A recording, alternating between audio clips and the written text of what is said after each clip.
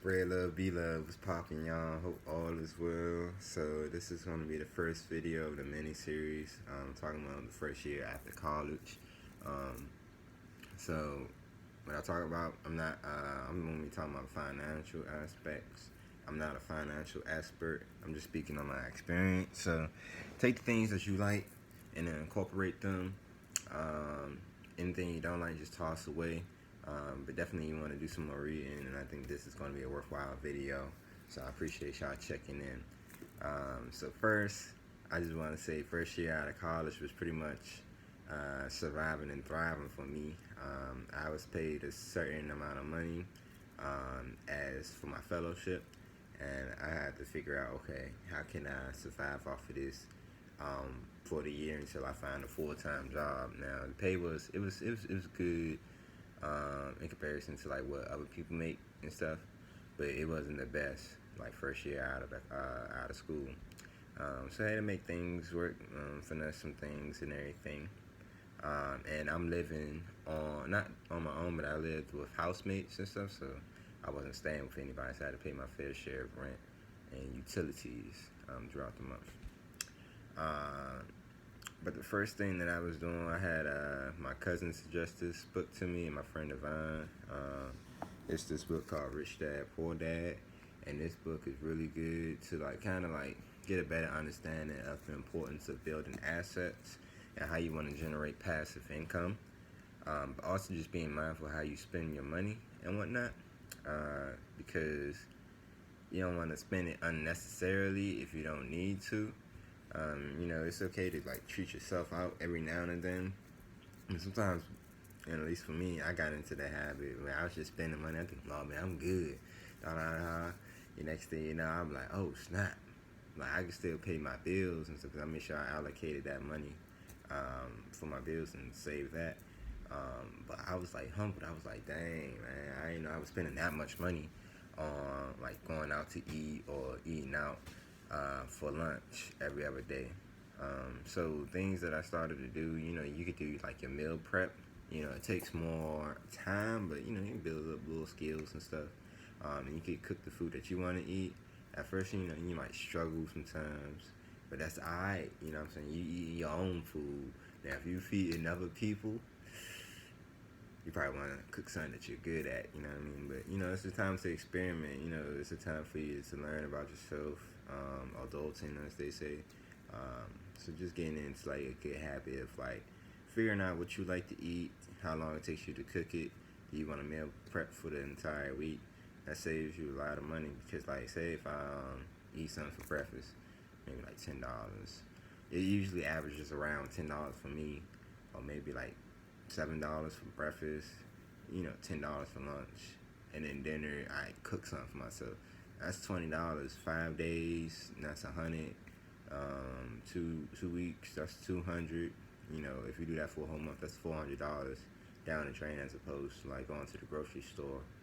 And depend on your eating habits and what you like to eat, how long food can last. You could spend like $100 and do like 2 weeks, maybe more. It depends. It really just depends on the person.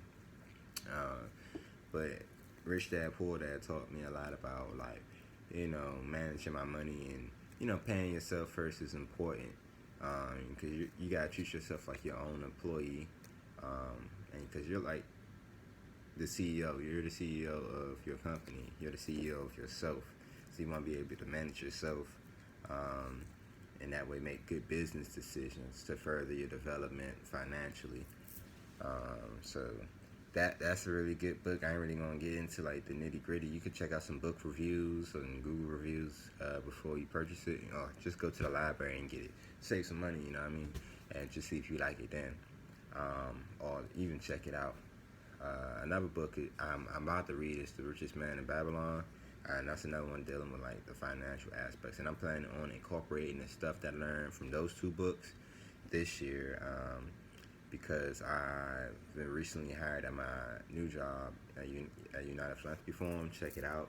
It's nonprofit in the philanthropic sector, so doing some good stuff. Communications works there.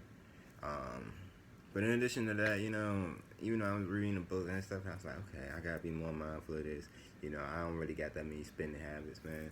I was taking L's with the spending, like whether it was going out and spending too much money or more money than I expected, because that always happens, spend more money than expected, or you're trying to go on trips and then you like pay for the trip and then you spend more money when you're on the trip and that you wasn't trying to do.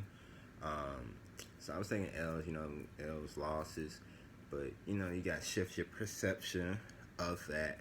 So instead of calling them losses, I'll be calling them lessons.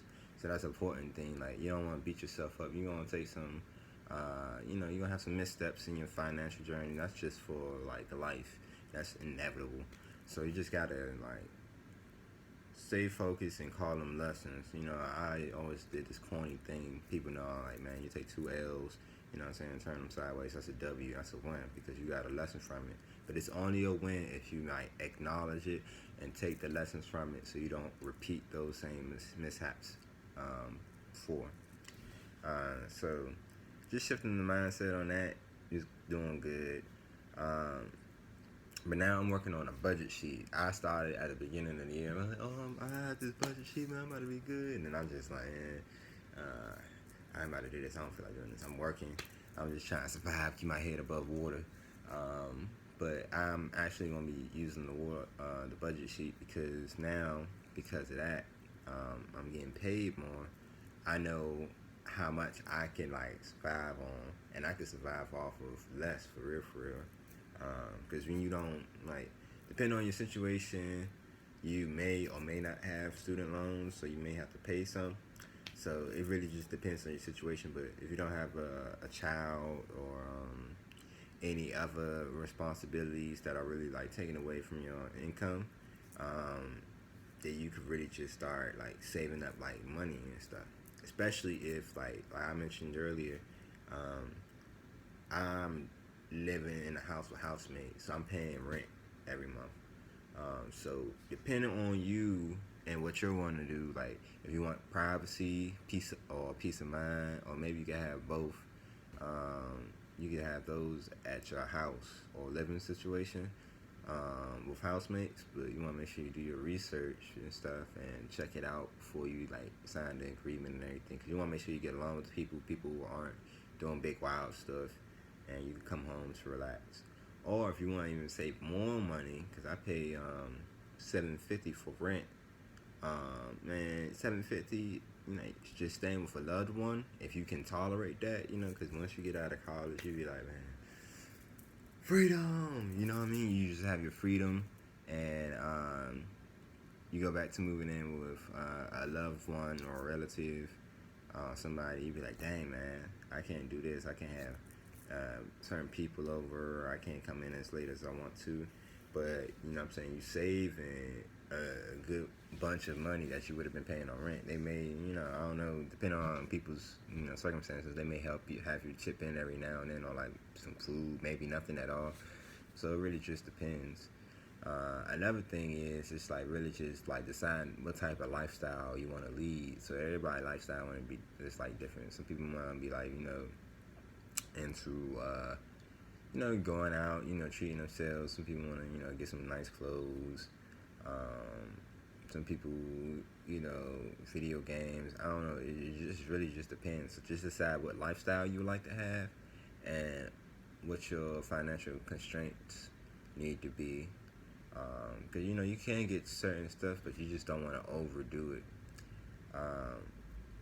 So right now for me, I just live by my means. So I know what I can survive off my fellowship salary. So I can cut that down a little bit more, and I can survive off of that. Because I know, like, the type of lifestyle I live. I'm still learning, but I'm kind of going on a minimalist track, slowly getting there. Just to build up some more money, because I want to travel and see the world and everything. And I also started using the credit card to pay, like, massive bills. But if you don't have a credit card, I say check into it. You might not want to get it. But it's just like teach me how to manage my own money, pay my bills, pay off my credit card, and just keep it rolling. But that's essentially it. First one, mini series about finances, just briefly Check out Rich Dad, Poor Dad. Check out the summary. Learn to build assets, and you know what I'm saying.